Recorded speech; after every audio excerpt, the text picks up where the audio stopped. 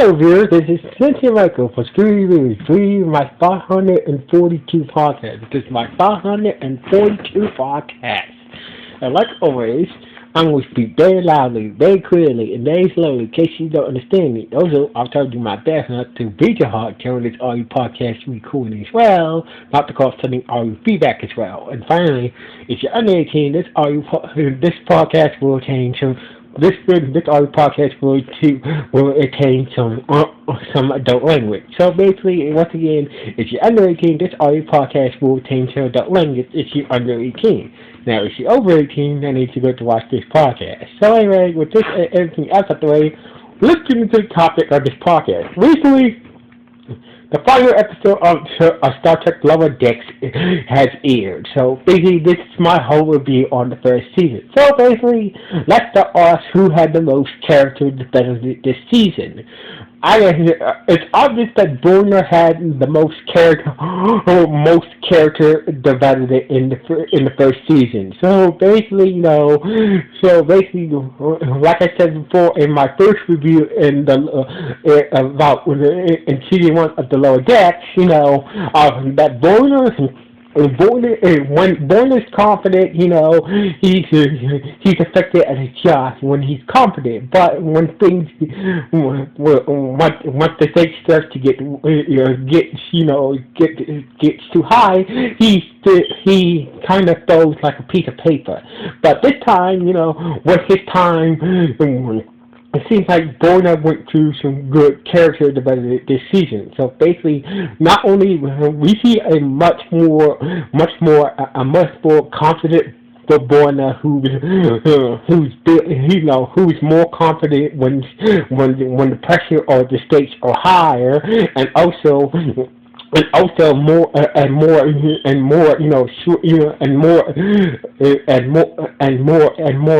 more cover this,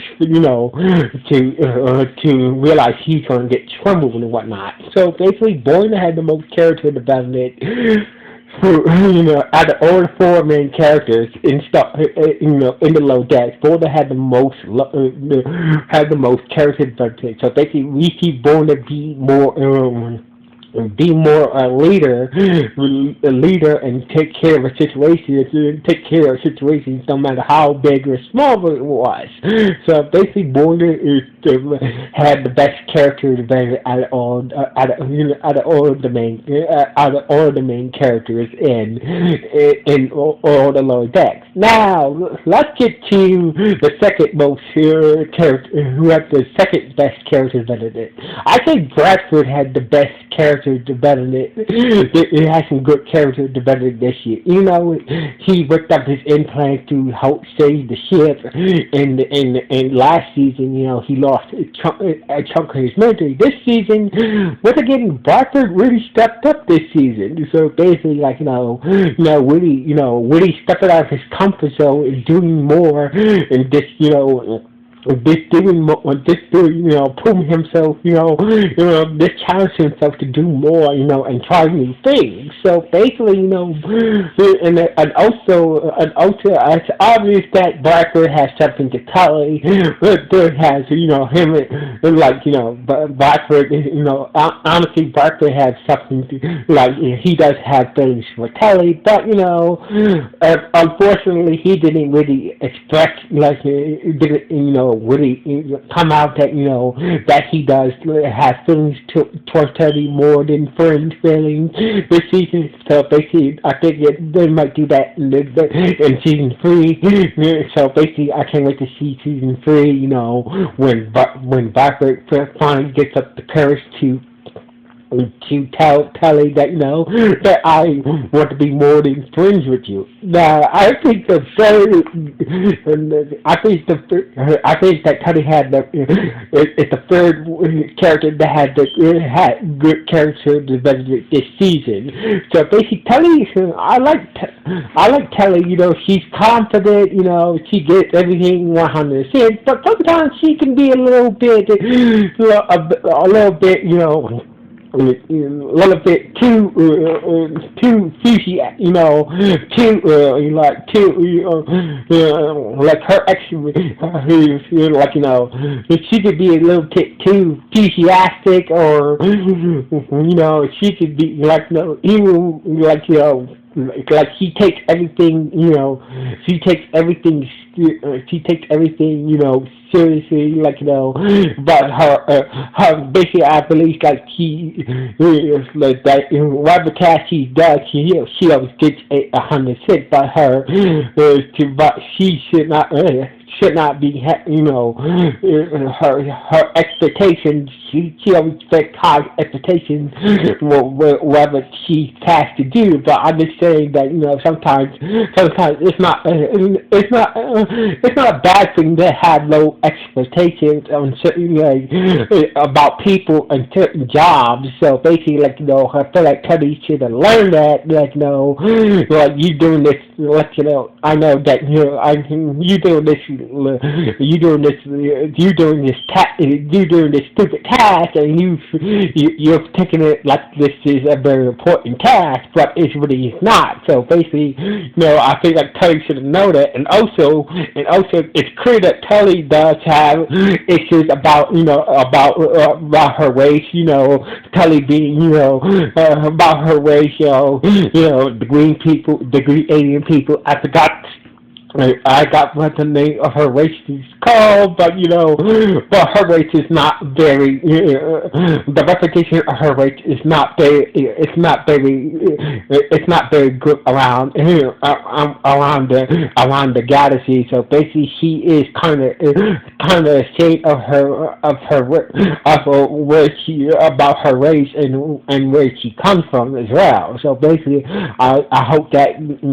I hope that next season that she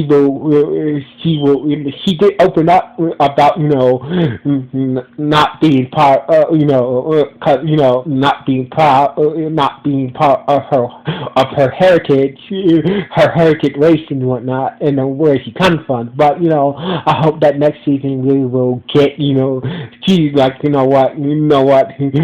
accept her race and her heritage and her where she comes from, for who she is, for who she is as a person, instead of as a bad thing. So anyway, now I think the least, I think the least a better character in this series got to go to Mariner. Mariner this season, she did have some good character development, but I feel like she was the least, better character this season. But at the end of the episode, in the final episode of this season, she did have a breakthrough character moment. But it seems like the problem with Mariner is that she portrays herself as a badass rebel that doesn't mean anybody, and refuse to let her friends get close to her, or let new people get close to her either. So basically, she acts out on she keeps people at a distance and acts out on purpose, thinking that she's better off, doing things her way while getting attached to people. So basically, we got that from from the first season when her friend from the academy showed up, who became the lieutenant, showed up, and when the shit when the Cerberus got in trouble in the first season, her friend from the academy that she went with, who was promoted to lieutenant, was telling her that back in the academy you were the most focused, you was the most focused officer back in the academy, but something must have bad happened to you. So basically, something must have happened to Mariner. in the academy to make her this way. But I do like her. I do like that Meredith did. Her and her mom did. Did have did work on the relationship in this season. Became closer. But I feel like at in the final episode, she married that major character, Benedict, that Meredith's mother, the captain, pointed out that you used to be confident, like Kurt, like yes, Kurt was yes, he was reckless, but he was confident reckless. He had people, he had good people helping him do those stuff for the greater good. But you choose to do reckless stuff, and keeping people who care about you at a distance. So basically, really call her out on her character flaw. So anyway. So basically, I felt like Murder did had the least was the least the benefit, had the least characters this season. She did have character breakthrough this season. Like when her mother called out that you used to be confident. You was a confident officer until you used to be confident and you lost that confidence somehow. I don't know. I don't know who or what made you lose your confidence to be to becoming a better Starfleet, coming that Starfleet officer you were before, but I like to see it back. So basically, I'm hoping that we will get to that. Hopefully that we will get to that, get to that what made Murder, be this loner, like get to that situation or that situation that made Murder a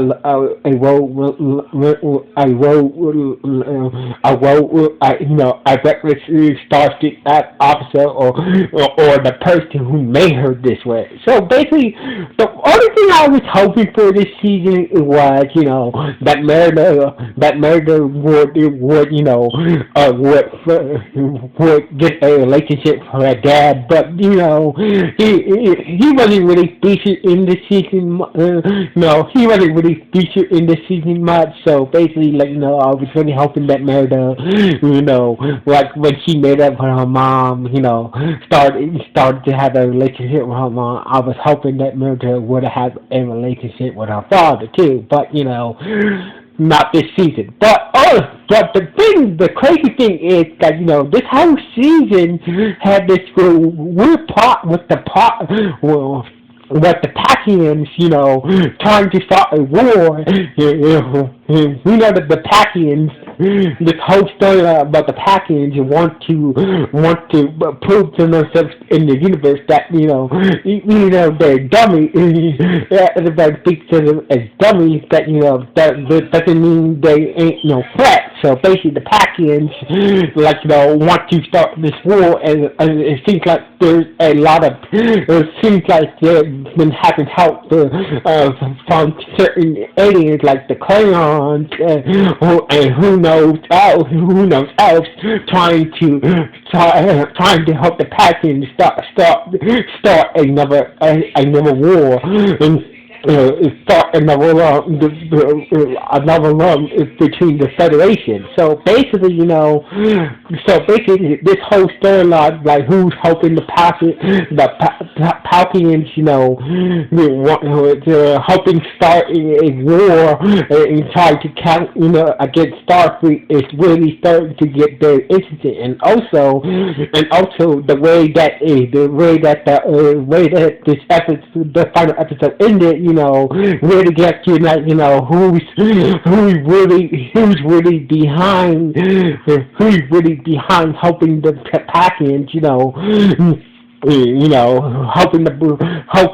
helping the Pacians, achieve this goal or starting another war with the Federation, with Starfleet in the Federation. So basically, So basically, this is a very interesting concept right here. This whole storyline, this ongoing storyline, the package.